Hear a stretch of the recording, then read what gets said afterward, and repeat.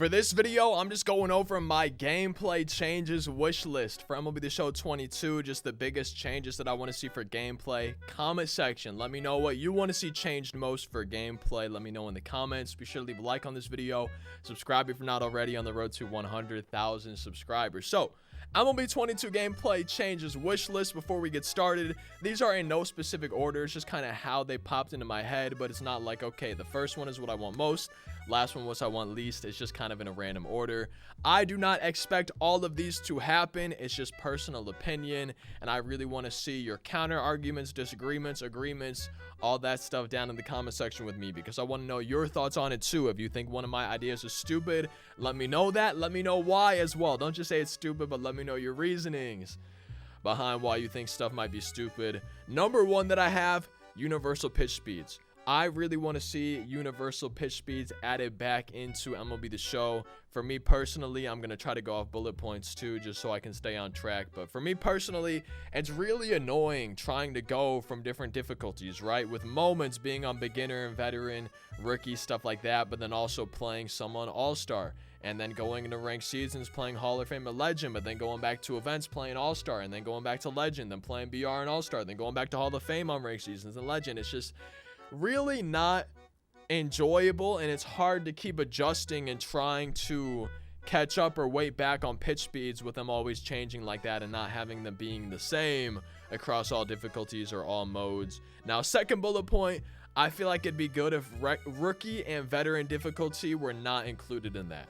I feel like those difficulties should be slower for players that need to play on those difficulties or do play on those difficulties. I feel like it'd be better for universal pitch speeds to be all-star and up. So all-star, Hall of Fame, Legend difficulty. And for me personally, I feel like the sweet spot for those pitch speeds would be what Hall of Fame currently is. I think Legend's too fast.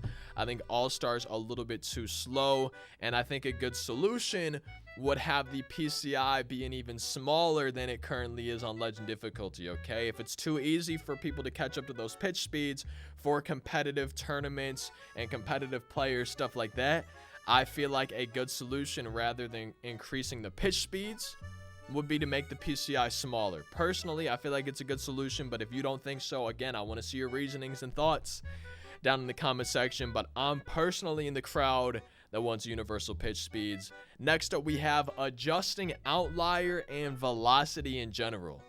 The number one bullet point I have right here is make outlier a chance to happen and not in every pitch thing, okay? I feel like it would be good if it had a chance of randomly occurring rather than happening every single pitch, something like that. I feel like it would be also a really good idea, especially if you're not going to have it be a chance. I feel like it should only happen when the pitcher is in green energy for starters, and then maybe while they're still in yellow but not red for relievers, because I feel like relievers get down to yellow energy a lot faster than starters.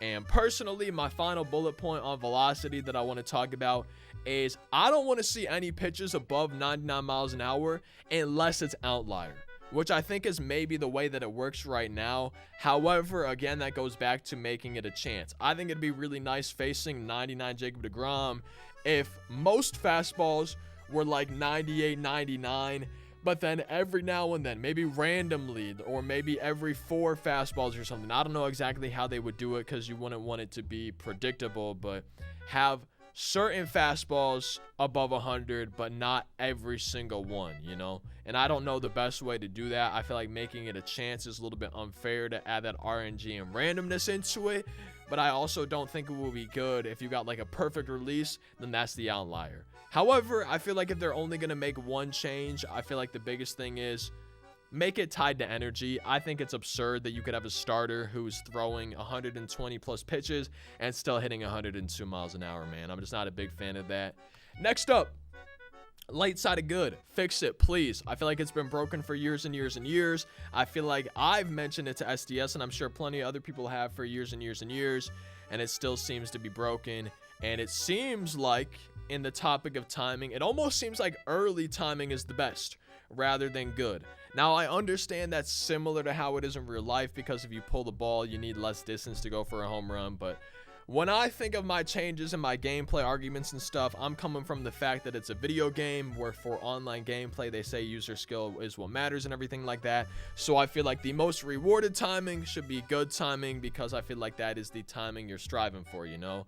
And for some reason, it just seems like the late side of good is rewarded way less than perfect timing or early side of good timing or even early timing. It just seems like the late side of good is a black hole that you don't want to go near. And if it happens to you, it seems like you will not be rewarded almost ever. So I feel like the late side of good needs fixing. And I feel like overall, timing in general can maybe use a little bit of an overhaul. I feel like I see too many perfect go fouls, too many very lates and very early staying fair, stuff like that. And I would just like to see more gameplay improvements from year to year, because it seems like we haven't seen that many, I feel like, in the past few years. But again, late side of good, I would like it to be fixed personally. But again, if you disagree, please let me know in the comments and why. Less foul balls. Now, my bullet points are, I don't mind foul balls when the timing is just late or just early and good. But when you get into the too late, too early, very late, very early, then it's starting to get like, okay, well, they were very late or they were way out in front of it. It kind of sucks that, you know, on a 2-strike count, that lets them stay alive. If it would have been just late, just early, or good timing, I'd be a little bit more okay with it. Again, back to user skill. I feel like if someone is swinging at a pitch with really bad timing, that at bat should not keep going just because they were barely able to touch the ball, if that makes sense. I'm just trying to make my argument as clear as possible on why I'm saying what I am, and hopefully that does make sense. But if you guys are confused at all about that argument, I guess maybe leave a question in the comments. I could try to answer it. And then my second thing, I don't mind foul balls when the PCI is touching the ball.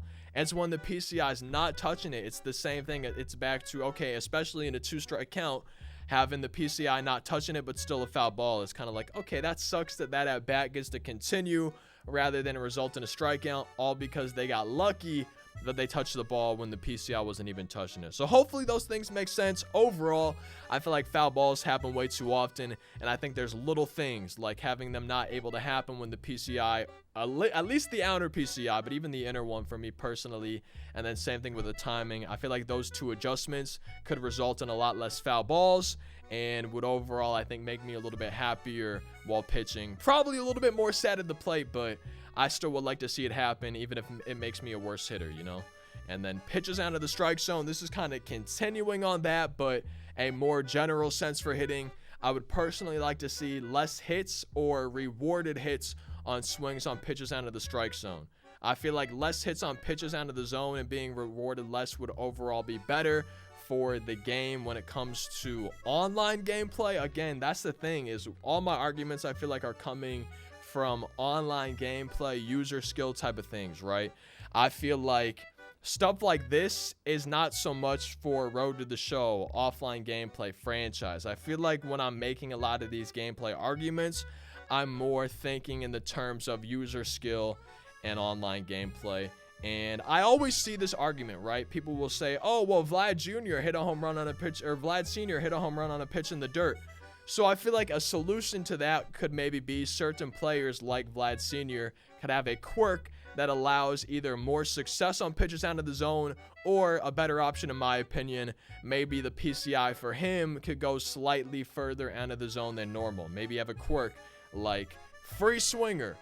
This hitter's PCI extends slightly more out of the zone than a normal hitter, or just extends slightly further in general than a normal hitter. And then my last point that I have here is that I feel like players should not be rewarded as often for chasing pitches out of the zone. At the end of the day, it is a video game, and I feel like it would be good for the competitiveness and I think gameplay in general for the game and for user skill if you were rewarded more when you swing at a pitch in the zone versus swinging at a pitch out of the zone, because I feel like that's rewarding user discipline and not chasing pitches, if that makes sense. So that's what I want to talk about on pitches out of the strike zone. Again, I'm hoping everything makes sense. I feel like it should be pretty clear, but again, this is all stuff that I've thought about, so it makes sense to me. And if it doesn't make sense to you, please let me know in the comments any questions you might have. Next up, we got bunting. I feel like bunting needs a big overhaul And the biggest change that I want to see is they need to make bunting require moving the PCI, because right now all you do is hold down a button and hope you get lucky and bunt it where the players aren't. And when you're pitching, you hope that they bunt it to your player, and you know that you really don't have much control over it. So I think it would be a good solution to make bunting a little bit harder, to make it require the PCI. If you don't have the PCI on the ball for zone hitting, obviously directional is not going to matter, right? But for zone hitting, if you don't have the PCI on the ball when you try to bunt it, maybe you don't make contact. So I think that'd be a good change for bunting. Right now it seems a little bit too easy and too random. I feel like that would go perfectly with the bunting attribute. If it's maxed out, PCI is going to be a lot bigger. It's easier to make contact. But if the player doesn't have a high bunting attribute, the PCI is going to be a lot smaller. It's going to be a lot harder to get a bunt base hit. And then bunting in general, I feel like would be improved with better animations. I can't tell you how many times someone has bunted against me, and it seems like my catcher, my first baseman, my pitcher, third baseman, second baseman, wherever the ball's hit, whoever's playing in and is supposed to field it, it seems like a lot of times right now there's not enough animations with urgency that allows the runners to be safe. Right now it seems like animations sometimes cause the bunt to be a hit rather than where that bunt was hit or the attributes for the bunter. So that's what I want to see change with bunting. Again, hopefully it makes sense. I felt like I was pretty clear.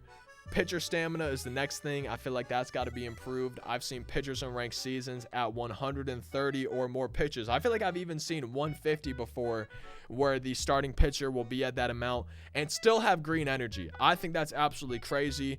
And then on the same thing, on the other side of things, I've brought in a fully rested reliever who I maybe have even never used before. So they haven't even had a chance to get their energy down, and instantly before throwing any pitches, they're already in yellow energy before throwing a pitch. So that's something that I would like to see improved. It seems like sometimes reliever stamina doesn't make sense, and it definitely seems like starter stamina a lot of times does not make sense. I still see pitchers throwing 102 miles an hour when at 100 pitches or higher. I feel like that's just kind of absurd. That goes back to the outlier. I feel like it needs to be improved.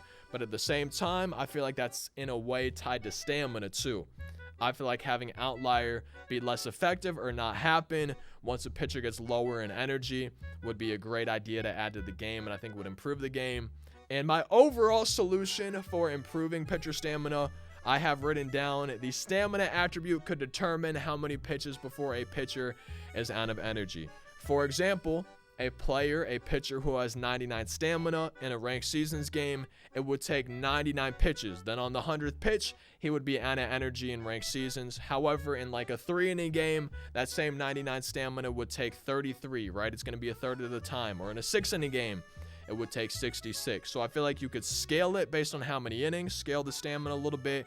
And I feel like an easy and simple solution that I feel like would not break the game or how the game plays would be, if a player has 99 stamina, that's how many pitches they can throw before they're out of energy. To me, it sounds like an easy and a simple solution, and it sounds like a good solution, but if you made it this far in the video, that's a big thing that I'm curious about. Do you think that is a good solution, or do you think there's a better way to improve on and to work on stamina? Let me know in the comments. Next up, we have elevation. Now, this is a quicker one, but I personally want to see all minor league ballparks at least have the same elevation. In the grand scheme of things, I'm a little bit of an outlier for this. I don't want to see elevation impact the gameplay at all.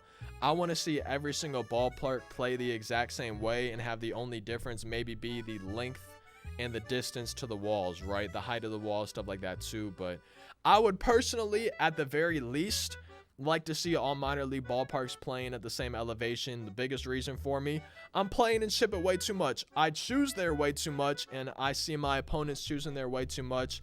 I've played too many games there. I'm tired of it. I understand the reason. You get rewarded there more. It's a lot easier to hit home runs, get more hits, score more runs. But at the same time, I'm tired of not playing in other ballparks, man. I'm tired of playing at only ship it. And I feel like a good solution to seeing more ballparks used would be making all minor league ballparks, at the very least, have the same elevation. So I feel like that could be a good solution. Next up, we have the throw home meter. This is a quick one. I don't know if y'all have noticed this, but right now it seems like infielders and just certain plays in general don't have that throw home meter. I feel like in general, every single throw home, I want to have the perfect throw home meter as an option. No matter where my fielder is, no matter what their arm strength and accuracy is, I want to have at least the option, which could be bigger or smaller based on the attributes, to be throwing home and to try to have that perfect throw home. A specific example for me is right now it doesn't seem like infielders ever have it except maybe on a cutoff. So if the bases are loaded, nobody down, 1 out, 2 outs, whatever right now, and a ground ball or a ball is hit to my second baseman, third baseman, right now I don't think they have that perfect throw home. So maybe there's nobody down, they hit it to my second baseman, and instead of a double play, the game's on the line, I want to go home, and maybe there's a runner on third and second or something, and I don't want that run to score. Right now there's no perfect throw home, and I have to rely on randomness and hope that my infielder makes a perfect throw rather than having that ability to control if he does. So I want to see the throw home meter on more throws, specifically infielders. I want to see it popping up all the time. And then my final gameplay change in the video, in general, I want to see improvements to hitting, but specifically more hit types. I'm probably going to just try to read this word for word. Right now, it almost seems like whoever hits the most home runs is who wins the game. And this does make sense. I feel like that mimics real life a little bit. However, it feels like certain players are unusable compared to others. For example, if I get a perfect with somebody like Kenny Lofton, who's got high contact but low power, it seems like right now it results in a line out or like a warning track or a deep fly out. Whereas somebody like Frank Thomas, those perfects seem like they usually result in a home run or a hit off the wall that's going to be a single, double, maybe even a triple. And it just seems like power is the #1 attribute in determining a hitter's success. And to me, it feels like the game is coded or programmed in a way where less power is resulting in less hits rather than resulting in different hit types. I feel like Kenny Lofton, Frank Thomas, both of them get a perfect. With Kenny Lofton, it should probably be like a sinking line drive or into the gap. But instead, it's just a deep line drive that is not going for a home run. Whereas for Frank Thomas with his power, it's a deep line drive that does go for a home run. And I feel like there should just be more hit types for those guys that have lower power, where they can get sinking line drive base hits or hits into the gap, stuff like that more often, because right now it seems like it's home run or bust, and that is not, I feel like, the funnest way that the game could be played.